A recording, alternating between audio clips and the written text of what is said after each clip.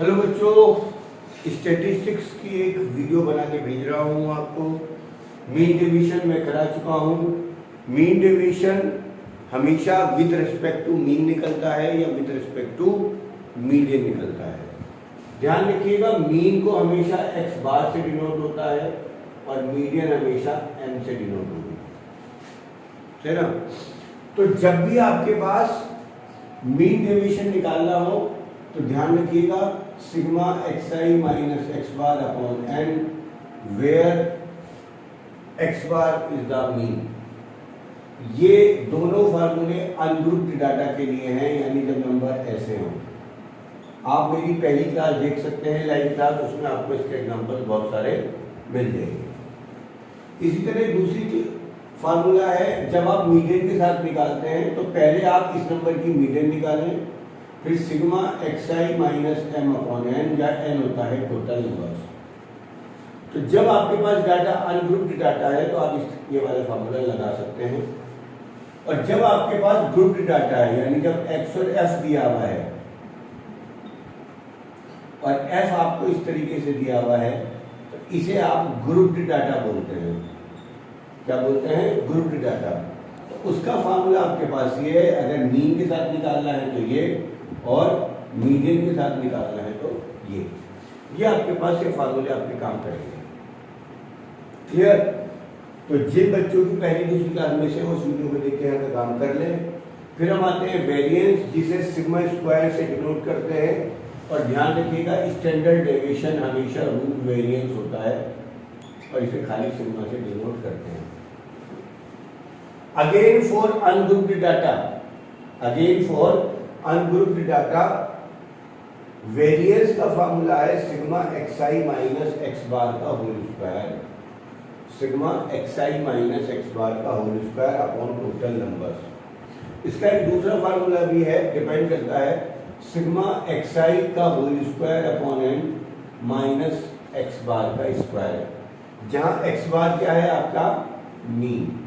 यानी वेरिएंस का फार्मूला एक और है, sigma x i square upon n, sigma x i का square upon n minus sigma x i upon n का होल स्क्वायर। इसके ऊपर क्वेश्चन आपको जरूर मिलेगा, मैं आपको क्वेश्चन कराऊंगा। सबसे पहले आप इस क्वेश्चन के लिए जल्दी से मुझे आप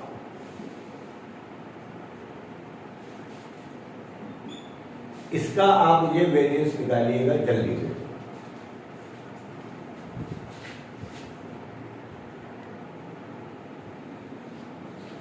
हाँ जी, कुछ एमसीक्यूज करा रहा हूं, बहुत इंपॉर्टेंट। 400 वैल्यूज, अगर मीन 100 है और स्टैंडर्ड डेविएशन 4 है, find sigma x I and sigma x i square. Objective approach के लिए बहुत इंपॉर्टेंट है। आपको पता है मीन का फार्मूला होता है एक्स बार बराबर sigma x i upon N. यहां मीन 100 दिया है,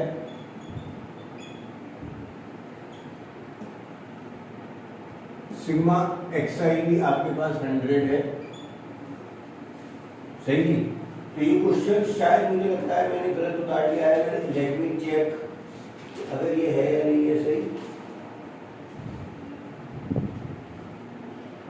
मीन 50 दिया हुआ है, मुझे फर्क नहीं पड़ रहा था, क्रॉस मल्टीप्लाई कर लेंगे, सिग्मा एक्स आई 5000 आ गया। फिर ना सिग्मा एक्स आई का मतलब है sum of all numbers, sum of all numbers. Clear? Again variance का फार्मूला है sigma x i square upon n minus x bar का होल स्क्वायर। मैंने आपको लिखवाया है अभी, सही है? सिग्मा एक्स आई का whole square upon n minus x bar का होल स्क्वायर। वेरिएंस इस क्वेश्चन में दिया हुआ है 4, सॉरी स्टैंडर्ड डेविएशन 4 है, तो ध्यान रखिए वेरिएंस हमेशा एच डी का स्क्वायर 16 हो जाएगा बेटा। सिग्मा एक्स आई स्क्वायर आपको पता नहीं, एन आपके पास 100 है और एक्स बार कितना है आपके पास मिला, मीन आपके पास था 50।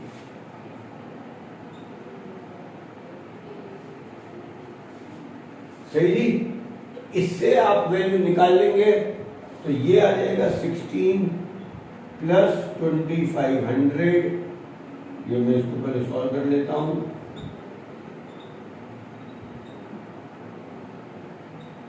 जल्दी से आप इसको कैलकुलेशन को चेक करें अपनी, क्या आपके पास आंसर आ रहा है।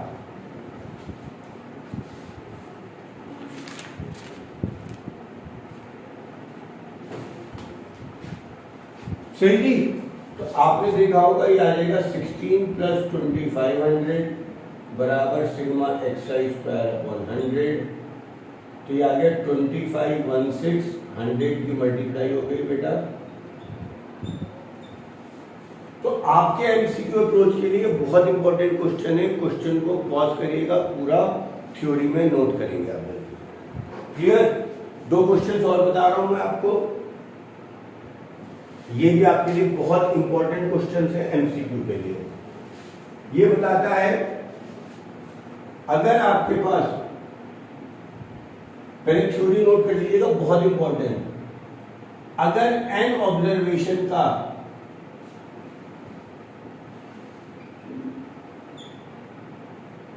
मीन एक्स बार है, variance new square sigma square है, स्टैंडर्ड डेविएशन सिग्मा है, और आप ईच टर्म को मल्टीप्लाई कर देते हो बाय ए, हर एक टर्म को ए से मल्टीप्लाई कर देते हो, तो न्यू मीन ए इंटू एक्स बार हो जाएगा, वेरिएंस ए स्क्वायर इंटू सिग्मा स्क्वायर हो जाएगा, और स्टैंडर्ड डेविएशन ए इंटू सिग्मा हो जाएगा। मतलब अगर आप हर एक, आपके पास टर्म 5 6 7 8 9 थी, इसका मीन मेरे पास 7 था, अब मैं हर एक टर्म में 3 से मल्टीप्लाई 2 से मल्टीप्लाई कर दूं, तो वो कहता है इसका मीन 7 की जगह 14 हो जाएगा।